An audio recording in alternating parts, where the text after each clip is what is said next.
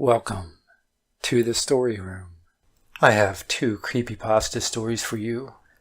I'll begin with 306. We're all mortal. There's no point in denying it. We will all die. This is true. When our time is up, it will come for us. It is known by many names. The most common name is the Reaper.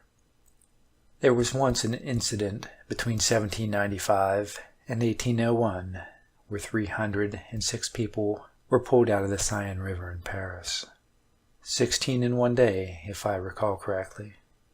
Oh my, it's been such a long time since it happened, my memory is a bit dense.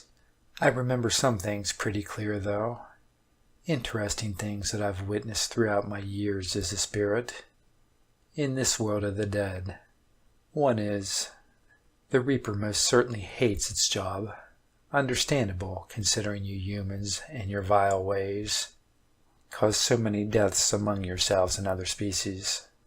Not to mention all the disasters that constantly take place in wars, diseases, cruel experiments going awry, fatal accidents and whatnot.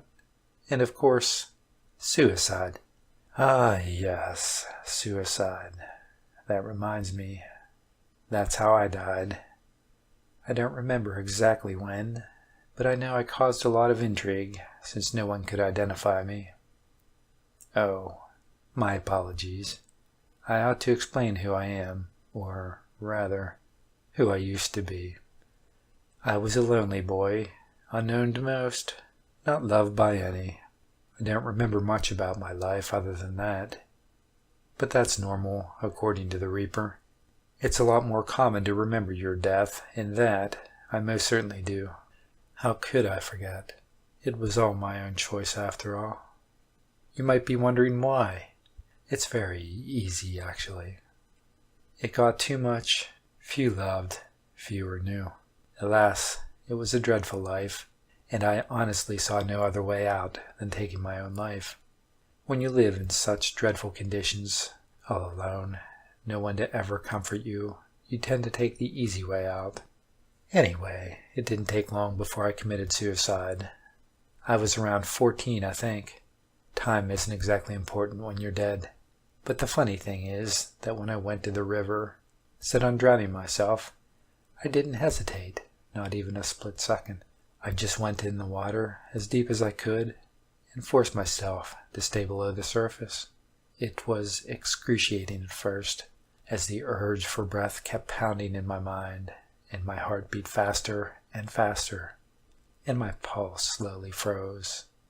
But eventually it felt right, and the urge to breathe dissipated, leaving me calm. I was no longer struggling. Then it came, the Reaper. It told me that no one would remember me, but I chose a sad path.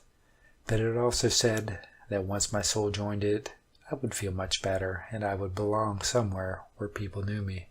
That made me smile as I slowly closed my eyes and embraced death. It was the best decision I ever made, but also my final. I should warn you though, being a spirit is not a walk in the park, believe me.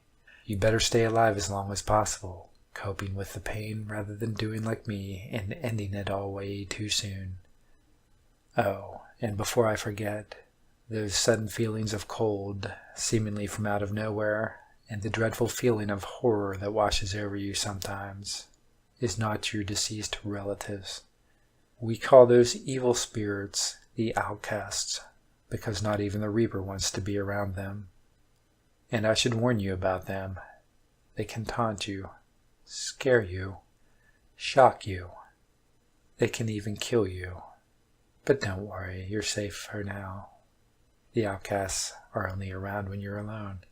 But you, the one who hears this, you're never alone. They are always with you.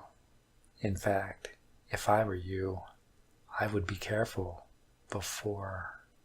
Hush now, little Stephen. You wouldn't want to scare those poor innocent people. Their time will come. But it's not your place to decide when. That's my job. 3 a.m. Have you ever woken up only to find there was someone staring at you? It happens to people all the time on trains, buses, planes, and in public places. In fact, studies have shown that this instinctive response is a highly evolved defense mechanism of the subconscious mind, alerting your senses to the presence of a potential threat.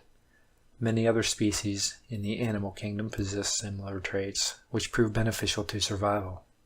Given this, you might want to consider quickly pulling your curtains closed and shutting your door the next time you instinctively wake up at 3 a.m.